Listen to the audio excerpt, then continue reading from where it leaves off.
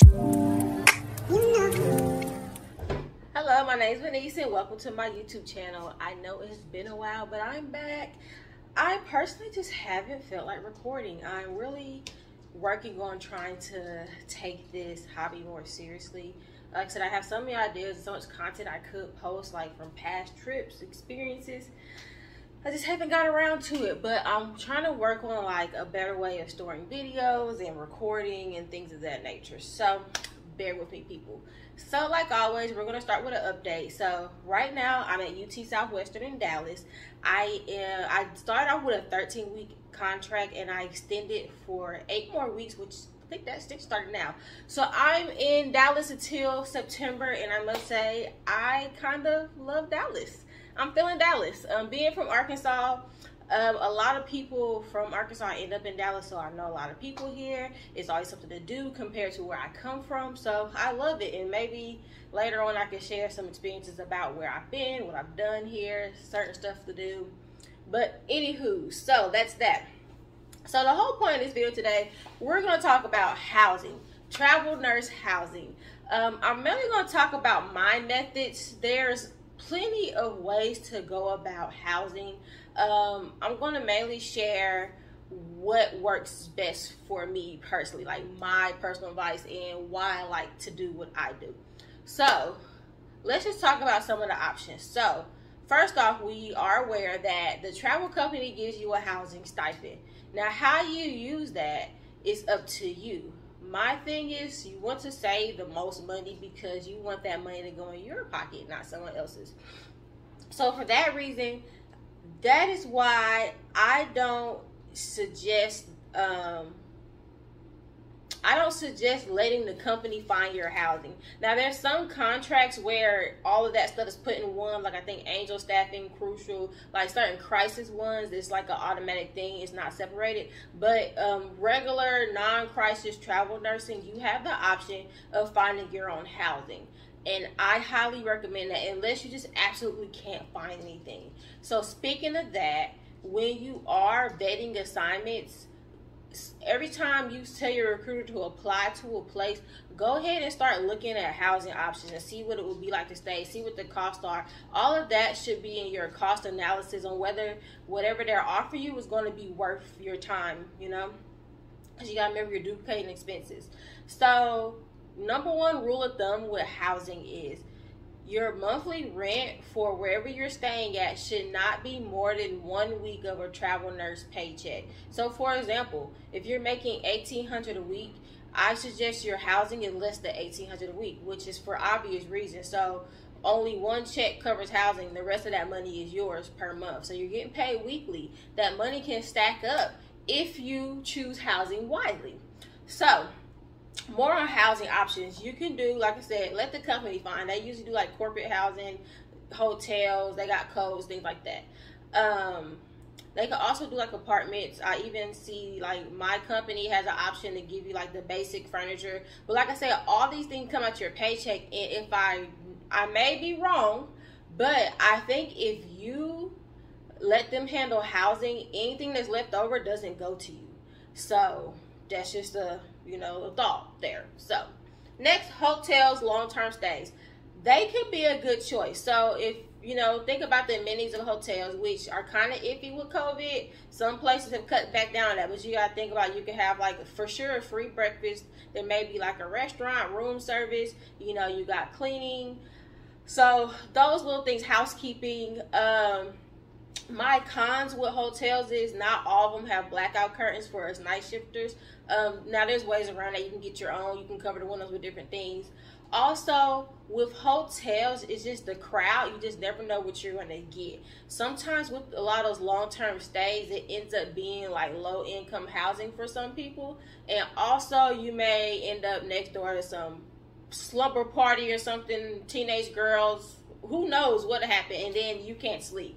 Also, it's just more traffic with hotels. If you're a more private person, and also if you have a pet, they can be pet friendly, but if your dog is like mine, she's gonna bark every time she hears somebody walk by, hear a door close, hear a knock, and it's just probably less stressful on your pet and yourself if you don't put them in that environment.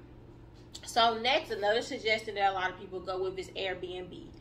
I personally don't like Airbnb because they have so many fines and fees, and cancellation through them is very difficult. Now, you can sometimes write them personally and maybe do a deal on the side, but a lot of them, they use that platform for a reason. They don't want to be the middleman. They just want to boom, boom, boom, have somebody else handle that transactions, which is very understandable.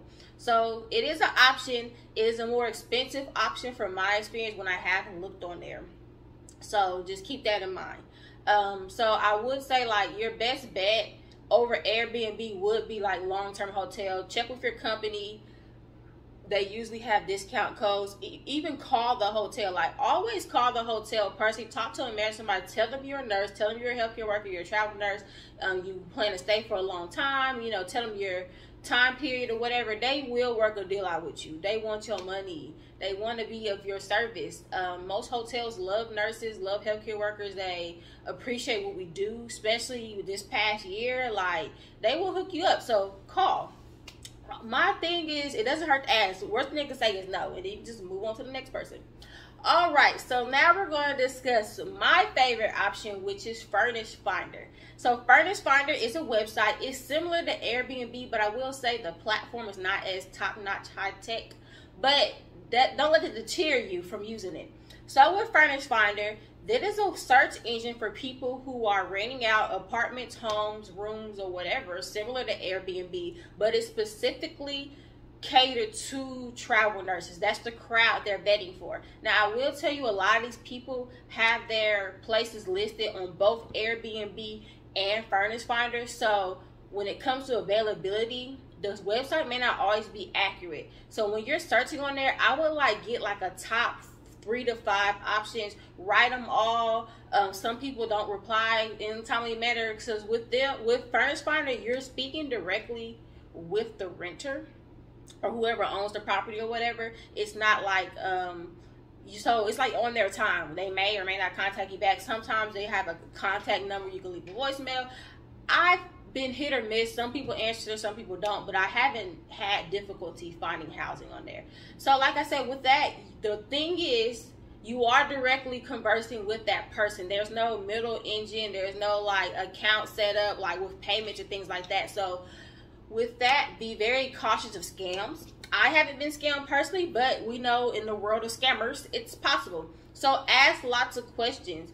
I'm a little investigator. I zoom in on the map. I find nearby stores. I'm on Google Maps. You know how you can walk on the street on there? I'm going to find that place. I'm looking. I'm checking the neighborhood out. I learned this the hard way of not betting the neighborhood. Some people will suggest that you start off in a hotel, maybe a week or two, talk to coworkers, or just kind of take tours of places before you go. I have never toured a place. I just ask questions, look at pictures, and I've been okay so far. I'll tell you about my experience, though, of like my first place I stayed in. But so what I like about that, though, I like talking to the people. I can get questions answered. I can kind of vouch for myself. Like, for example, I travel with a dog. When I put in the little pets allowed filter, my options go from 30 to 10. So what I usually do, I don't even put that on there. I find properties I like. Some say pet friendly, say some don't, but I just write them and ask, like, hey, I have this small 10-pound dog. She's well mannered, potty trained. Like, I sell my puppy. Like, she's a really sweetheart. I'll pay extra because I don't mind paying a pet deposit. I completely understand the thing about pets, and most people, when I say I have a small dog, they're like, oh yeah, that's fine. I just didn't want big dogs. Sorry, they discriminate against big dogs, but it's the reality of it. Bigger dogs, bigger mess. So that is my little cheat code on finding housing, especially with a dog around, which I'll show you her later. She's somewhere around here, probably hiding from the camera. She's not really photogenic.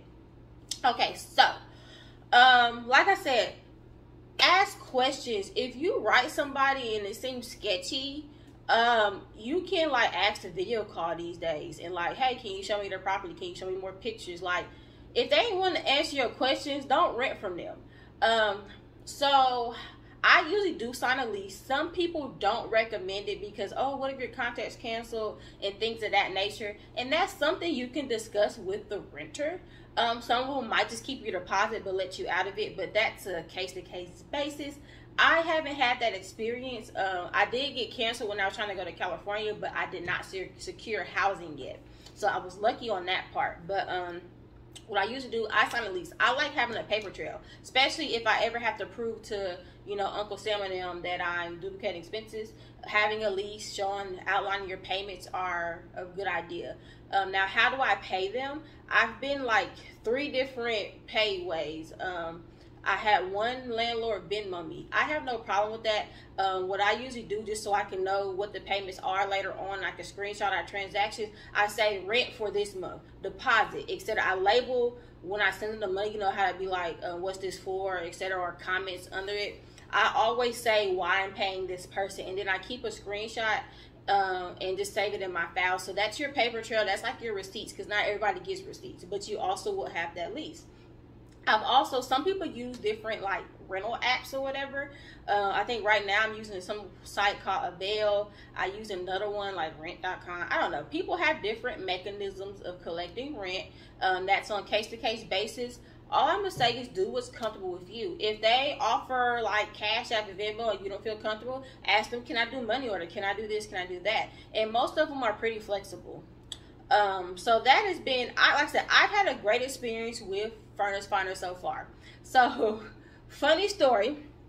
My first place, I had went to Fort Worth, right? I was working in Weatherford, Texas at Medical City, Weatherford. And I found this apartment. The pictures look lovely, etc. So I stayed at a hotel the first week. So I think the timeline just wasn't perfect to my assignment, but it was like a week off. So that's another thing you can do. Let's say your assignment starts on the first, but the place you want isn't available to the 10th. You can always do temporary housing until that's ready. Don't count out that particular place. Like, everything's not always going to line up, which is another reason why when it comes to travel nursing, you have to put out money before you make money. You got to be ready to pay for deposits, things like that, travel fees, because most companies reimburse you after the fact. They're not going to give you the money up front, like, here, go get your house, go do this. No, it's like, okay, once you get here, work a little, you're going to show up, we'll pay you back. So that's just the nature of the game. All right, so I picked this apartment. It looked good on the inside. Like, the pictures were lovely. But when I tell you, it was in the ghetto. My friend, like, I was with her. I was like, hey, you know, let's go check out where I'm going to be staying at. And we pulled up. We was like, this is it. I was like, no. And she's like, can you get out of this lease? I'm like, no. So, anywho, it worked out. So, I had this neighbor. Her name, I'm not going to disclose her name. But she was a really sweet lady. When I tell you she was in the business, she knew the guy that I was renting from. I think he made her aware that, hey, I'm going to have a travel nurse coming by. So as soon as I stepped foot in that property, she was like, hey, are you so-and-so? Woo. And I was like, yeah. And like, when I tell you she looked out for me, I felt like if anything went down outside of that apartment, she was going to know, and she had my back. She even offered to watch my dog. She picked up my packages for me. I think I went home, and like my packages came like later than I expected. I got back home. She's like, oh, I got your packages or whatever. She had left me a note and everything. Very sweet lady. She loved the death out of my dog. My second place in Fort Worth, this lovely house, which I should have video footage. I'll let you know. Well, I'll post it on here if I do. 3-bedroom house. She blocked off one of her rooms as a, like, you know, that's her private area. But I had free range for the rest of the house. Had a pool in the backyard. Decent price. I was living the life. I just hate that it was cold, because I would have been loving that pool. And then now here's my third place in Dallas. I found like a more smaller 1-bedroom. It is 6 minutes away from where I work at. So I may not, one perk I don't have, the laundry facility is like in complex, it's not inside. But I'm willing to sacrifice that, considering that I'm literally down the street from my job. I don't have to worry about traffic. And y'all know Dallas traffic is ridiculous. So yes. These are things to think about, like tips and tricks when looking for housing. Location. Look up crime rates. Vet the area. Ask people. If you're like really paranoid and not sure about a place, wait till you get there and talk to your coworkers. They will let you know. They're familiar with the neighborhood. Also, like I said, ask questions and just be realistic with what you need. I mean, do you plan to have company? Do you have a family? Do you have a dog? Like, that determines how much space you need. You know, like, don't sit here and do the most, renting out some nice place just for the looks when you finna just be working and going out and not gonna entertain people. So think about what kind of combinations you need and what you'll be doing. So once again, thanks for watching. If I do find footage of my housing tours, I will definitely include it at the end of the video. Stay tuned. I'll try to post more content. Comment, like, share. Let me know if you have any questions and more content. Ooh, I can't talk. More content that you want to see from me. Thank you. So I made it back to Fort Worth. I rented a home off of Furnish Finder. I like renting off of there over a hotel because it gives me like more of a home away from home feel. So I'm gonna give you guys a little tour. So this is the living room. Got the kitchen, dining room area. I think the backyard and garage are over here with the laundry room there. Cute little doggy door there. And they got like a pool and stuff back here. It's too cold for it, but that's pretty cool. So back this way to the rooms. It's 3 bedrooms, but 1 room is locked because it's their private room where they keep their stuff at. So this is one of the guest rooms. They have like a day bed in here. And going down this hall, I do not know where the light switches are yet, so it's just gonna be dark. Oh, bathroom. This is the master bedroom where I will be staying. Okay, I don't know how to use their stuff. Anyways, master bedroom, master bathroom. So each Furnish Finder experience can be different. Some people have this unit specifically for this purpose that they don't live in, so it's clearly like no personal belongings in it. They'll probably stock it with the basics, and then you have to bring other stuff. In this case, this lady actually lives in this house, but her job requires her to travel, so she's not always here. So when she's gone, she rents it out. So a lot of her personal items are still around here, and she gave me clear instructions on like what closets are for use, what aren't, and what I can and can't use. And if I do need anything or have questions, I just text her or contact her and, you know, let her know what I'm trying to do.